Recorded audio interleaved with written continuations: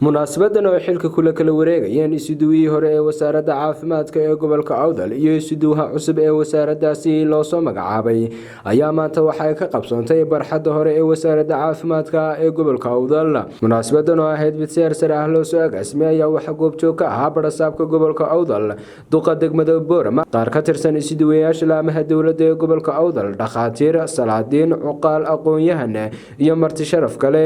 Ugu horreynna waxa munaasabadaasi ka hadlay daafuray agaasimaha guud ee cusbitaalka Boorama Dr. Aadan Ibraahim Liibaan, waxaana hadalka uga dambeeyay mas'uuliyiin caafimaad, culimo, qaar ka tirsan salaadiinta dhaqanka ee gobolka Awdal iyo mas'uuliyiin kale, waxaana hadaladoodii ka mid ahaa. Sharaf bay noo tahay inaan xafladan maanta soo qabanqaabino ay xilka kula kala wareegayaan labada isuduwe. Waxa muhiim ah inaan sheegno shaqada gobolka ballaaran ee inta leeg uu la wareegayo isuduwaha cusub inaan ku soo dhaweyno ugu ducayno waxaana laga rajaynayaa shaqada halkii ay ka sii socotay isuduwihii hore uu geeyay in isna talaabada halkiisii uu ka wado meel ka fiicanna inuu gaarsiin doono waan ku kalsoonahay Dr. Mustafa waa nimaanu saaxiibanahay kolleegnahay jaamacadan isku soo gaadhnay anaan ku kalsoonahay inuu wax badan insha Allah baahiyaha caafimaadka ee gobolka ka qaban doono. isuduwaani hore waxaanu leenahay shaqo wanaagsan baad soo qabatay, xilkana maalinna waa la yimaad maalinna waa laga tagaayo nin kursiga la dhashay ma jiro. isuduwaha cusubna waxaanu leenahay adiguna sidaa isuduwaha horun baad timiday, laakiin shayga ugu muhiimsan waxa weeye markuu qofku kursiga yimaad waa inuu magac ka tago wey. wax kale kursiga laga dhaxlaa oo laga faa'iido haba yaraatay ma jiro. kolley anagu madaxdii gobolka ee wasaaradda koladaan nahay Mustafa waan u mahadnaqaynaa intii aan wada shaqaynaynay. Mustafa cusub ee isuduwaha cusubna waan soo dhaweynaynaa. wasaaraddu kolley way ballaaran tahay insha Allah dhibaatooyin buu u kala baran doonaa oo ula kulmi doonaa wada shaqayn fiicanna waan u samayn doonaa. hadiyo jeer ay isuduwayaasha markay imanayaan laba arrimood bay isla waayaan. fikirka ay ka qabaan meesha sabka ay qabaan iyo xaaladda meesha taalla ayay mar walba isla seegaan. Mustafa waxaan leeyahay qosabkaad qabto iyo xaaladda meesha taallay Mustafa hays qabtaan haddii kale waad fududaani. taasi waa mid. waxa kale oo uu sheegaya Mustafa qolada isuduwayaashu markay meesha imanayaan waxay wataan saddex shay bay wadan leeyihiin. marka saddexdaas shay inaad ka fogaataan yaan jecelahay oo aan kuleeyahay ka fogow. number 1 waxa weeye in ay isuduwa noqdo CV-ga u gasho kaliya.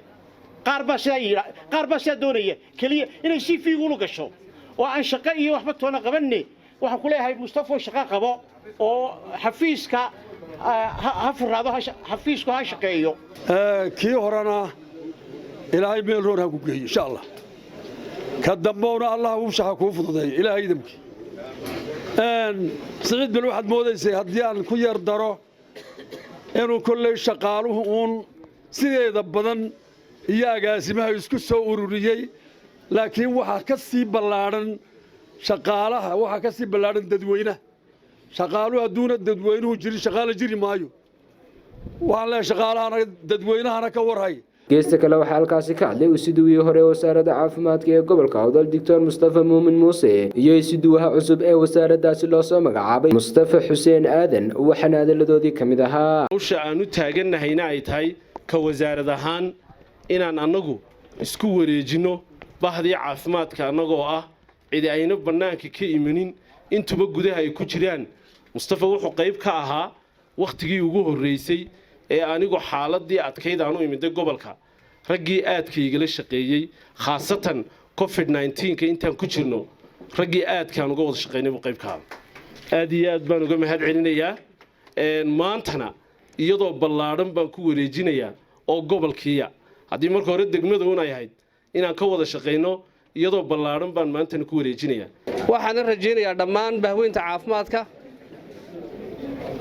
oo ay ugu horeeyaan shaqaalaha gobolka, shaqaalaha degmooyinka, in aan ula shaqayn doono sida ugu quruxda badan leh iyaguna ay la yimaadaan daacadnimo iyo howlkarnimo intaa kadib qorshahayna hor yaalle ee ka wasaarad ahaan aad buu ballaaran yahay ugu dambeyntii waxaa halkaasi ka hadlay duqa degmada Boorama Maxamed Axmed Warsame waxaana hadalka soo afmeeray barasaabka gobolka Awdal Maxamed Axmed Caalin Timbaro waxayna soo dhaweeyeen isuduwaha cusub ee wasaaradda caafimaadka ee gobolka Awdal waxayna meel ka fiican u rajeeyeen isuduwii hore ee wasaaraddaasi Mustafa Muumin Muuse waxaana hadaladoodii ka mid ahaa waxaan soo dhaweynaynaa Mustafa dhaktarka oo aan ahayn cid ku cusub kolley gobolka iyo caafimaadka Mustafa waxaad ku soo dhawaataa gobolkii Awdal oo isuduwa caafimaad ka noqotay كلي باهي بدن باتالو عافيمات لكن إن شاء الله وحرجينينا قفبان ميل بسو غارسيي نولاشنا waa qori isku dhiib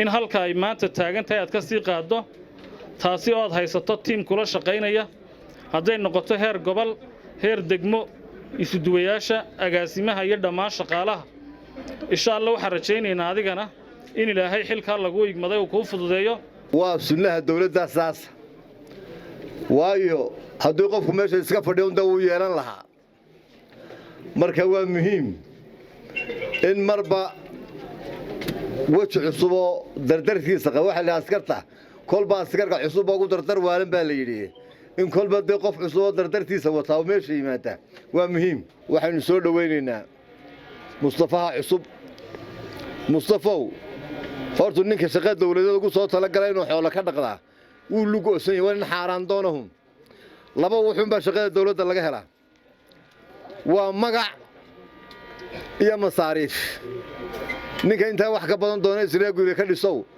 xaraan doondoon baad Sikariya Cabdi Shaafar Sikariya Saxane telefishinka caalamiga ee Horyaal TV magaalada Boorama